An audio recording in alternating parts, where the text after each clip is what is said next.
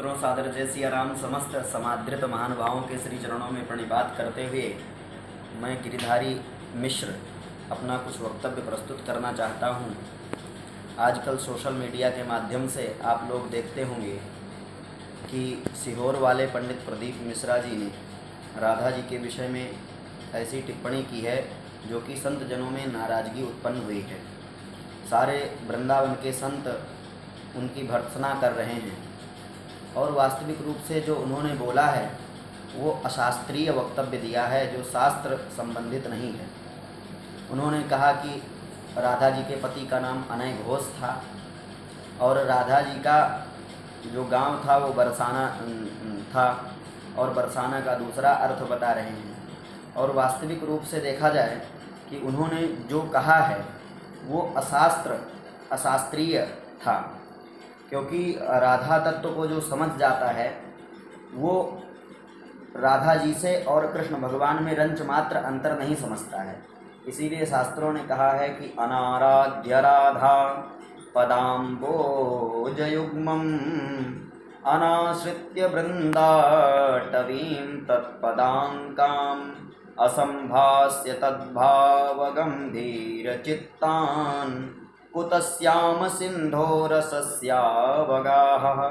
कहते हैं अनाराध्य राधा, जो राधा जी का आराधना नहीं करता है, और पदाम्बोज युग्मम, राधा जी के चरण कमलों का सानिध्य नहीं प्राप्त करता है, और जो वृषभानुनंदिनी का स्मरण नहीं करता है वो कभी भी कृष्ण भगवान की भक्ति पा ही नहीं सकता है। असंभास्य तद्भाव गंभीर चित्तान कुतस्याम सिंधोरसस्यावगाह। जब तक राधा जी के यश का हम गुणगान नहीं करेंगे, उनके कथाओं का गुणगान नहीं करेंगे, उनका वर्णन नहीं करेंगे, तब तक भगवान कृष्ण से हमारा प्रेम हो ही नहीं सकता है। क्योंकि राधा जी में और कृष्ण भगवान में रंच मात्र अंतर नहीं है। ये कहते हैं कि कृष्ण भगवान से विवाह ही नहीं हुआ था, जबकि गर्ग संहिता आप खोल करके देखिएगा तो गर्ग संहिता में आप जब खोलेंगे तो गर्ग संहिता में स्पष्ट रूप से पटाक्षेप कर दिया गया है। इस कथाओं को एकदम निर्मूल रूप से उसको कालक्षेप किया गया है। तो उसमें गर्ग संहिता में तो स्पष्ट लिखा हुआ है कि एक बार नंद बाबा कृष्ण भगवान को लेकर के जा रहे थे और वो रास्ते में पहुँचे ही थे, वन में घुमा रहे थे, तब तक एक दिव्य तेज पुंज उत्पन्न हुआ और खूब तेज आंधियाँ चलने लगी, झंझावात चलने लगा। तो उस आंधी के मध्य में एक दिव्य तेज पुंज उत्पन्न हुआ और वो तेज पुंज राधा जी के नाम, राधा जी के रूप में परिणत हो गया। वही जो तेज पुंज था वो राधा जी के रूप में परिणत हो गया और नंद बाबा से राधा, और वो साक्षात राधा रानी वृषभानुनंदिनी रासेश्वरी माँ थी।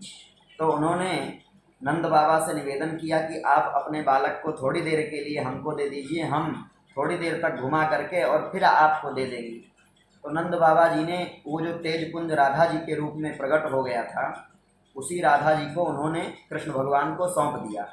और राधा जी बड़ी थी और कृष्ण भगवान को ले जा करके भांडीर वट पहुँच गई, भांडीर वन। तो भांडीर वन में ले जा करके कृष्ण भगवान को वहीं पर, और जब भांडीर वन में ले गई राधा रानी तो वहाँ कृष्ण भगवान का स्वरूप किशोर अवस्था में हो गया। वो कृष्ण भगवान कहाँ बाल्यकाल में अवस्था थी और कहाँ वो किशोर अवस्था को प्राप्त हो गए। और जब तरुणावस्था को प्राप्त हो गए तो उन्होंने ब्रह्मा जी से निवेदन किया और ब्रह्मा जी ने आ करके उसी Bhandir what may, Bhandir one जिसको कहते हैं, वहाँ आकर के ब्रह्मा जी ने कृष्ण भगवान का और राधा जी का विवाह कराया भांडीर वन में। और जब विवाह करवाया, विवाह करवा करके ब्रह्मा जी चले गए, उसके उपरांत राधा रानी माँ ने कहा कि अब हमारे साथ में आप रमण करें और हमारे साथ में क्रीड़ा करें। तो भगवान कृष्ण पुनः छोटे बन गए, बाल स्वरूप में पुनः आ गए। कहाँ भगवान किशोर अवस्था में थे, कहाँ छोटे अवस्था में आ गए। तो जब छोटे अवस्था में आ गए, राधा रानी विलाप करने लगी, रोने लगी कि हे प्रभु, हमने आपसे विवाह किया और आप तो अब छोटे बन गए हैं, और जब आप छोटे बन गए हैं तो हम आपके साथ रति क्रीड़ा कैसे कर सकती हैं। तो कृष्ण भगवान ने कहा उसी समय कि आप निश्चिंत रहिए, आप कालांतर में वृषभानु की लाडली राधा बनोगी और मैं आपके साथ में रास क्रीड़ा करूँगा। रास क्रीड़ा, तो जब महारास हुआ था तो महारास में राधा जी क्या की थी कि अपने छाया स्वरूप को उन्होंने सजीव बना दिया। एक छाया अपने ही, राधा जी ने अपने छाया को सजीव रूप में परिणत कर दिया और अपने ही भवन में स्थापित कर दिया। और वो जो छाया स्वरूप राधा थी उसका, उन्हीं का विवाह, ये जो अनय घोष बता रहे हैं, ये तो कोई मारवाड़ी के कोई अनय घोष थे और ये कहीं चर्चा वर्चा नहीं आती है। लेकिन अगर देखा जाए तो अनय घोष नहीं नाम था, सायाण गोप नाम था। आप खोल करके देखिएगा तो ब्रह्म वैवर्त पुराण में स्पष्ट रूप से लिखा हुआ है कि सायाण गोप नाम था। अब कथा आती है, ध्रुव जी के पुत्र थे नंद सावरणी, कल्प भेद से कथा आती है। ध्रुव जी के एक पुत्र थे नंद सावरणी, ब्रह्म वैवर्त पुराण में लिखा हुआ है। तो उसी नंद सावरणी के पुत्र थे केदार, तो उन्हीं केदार की कन्या थी जिसका नाम था वृंदा। अब उसी वृंदा ने तपस्या किया, 1108 युग तक उन्होंने तपस्या किया और उसी का नाम था वृंदा। ये जो जलंधर की पत्नी वृंदा थी वो उन वृंदा के नाम से वृंदावन नहीं प्रचलित हुआ। ये जो केदार की पुत्री थी वृंदा, इन्हीं के नाम से वृंदावन नाम आज ख्यापित हुआ है। तो इन वृंदा ने 1108 युगों तक तपस्या किया। तो एक बार ब्रह्मा जी ने सोचा कि ये वृंदा तपस्या कर रही हैं, भगवान को प्राप्त करने के लिए उन्होंने तपस्या किया।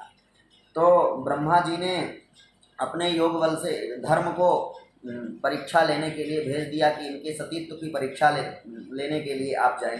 जब धर्म को भेजा, धर्म जा करके और उसी वृंदा से निवेदन करने लगे कि जो केदार की कन्या थी उसी का नाम था वृंदा।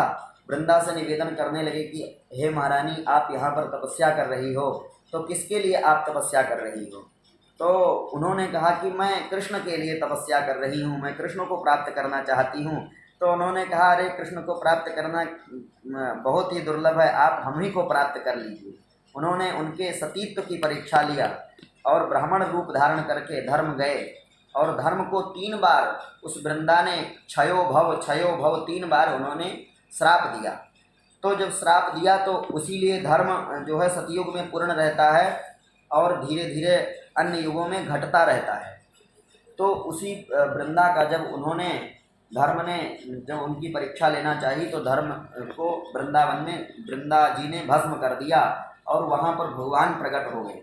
भगवान ने वो जो केदार की पुत्री वृंदा थी उसको आशीर्वाद दिया, कहा कि मेरे जो अंश स्वरूप एक सायण गोप हैं, भगवान ने अपने ही अंश स्वरूप एक सायण गोप नाम के व्यक्ति को उत्पन्न कर दिया। तो उसी सायण गोप से कहा कि आपका विवाह हो जाएगा और जो आपका वास्तविक स्वरूप राधा का स्वरूप होगा वो मुझसे विवाह हो जाएगा। आप लोग कथा श्रवण किए होंगे कि एक बार राधा जी से वृषभानु जी ने कहा कि आपका विवाह मैं करना चाहता हूँ। अब राधा जी तो बहुत व्याकुल हो गई कि ब्रह्मा जी ने हमारा विवाह भांडीरवट में करवाया था, अब मैं जब एक बार विवाह कर ली हूँ तो दोबारा विवाह मैं किसी अन्य पुरुष से क्यों करूँगी। तो बहुत ही व्याकुल हो गई। तो उन्होंने अपने छाया को प्रकट कर दिया, राधा जी ने अपने ही छाया को प्रकट कर दिया और उसी छाया स्वरूप जो कन्या थी उसका विवाह सायण गोप से हुआ। अनय घोष नहीं नाम था, इसका कहीं वर्णन नहीं आता है। और पंडित प्रदीप मिश्रा जी, आप शिव महापुराण पढ़ते हैं और उसी शिव महापुराण में एक बार पर्यालोचन करते, आप एक बार अवलोकन करते तो उसी शिव पुराण में ही लिखा हुआ है, पार्वती खंड में, रुद्र संहिता जिसका नाम है पार्वती खंड में लिखा हुआ है कि ये जो पितर थे इनकी 3 कन्याएं थी, मेना, भद्रा और कलावती। मेना, नंदा और कलावती। तो एक बार ये मानसी कन्या थी, पितरों की मानसी कन्या थी, अयोनिजा थी, माने योनि से उत्पन्न नहीं हुई थी। तो क्या हुआ कि इनको ये एक बार सनकादिकों के पास में गई और सनकादियों का सम्मान नहीं किया।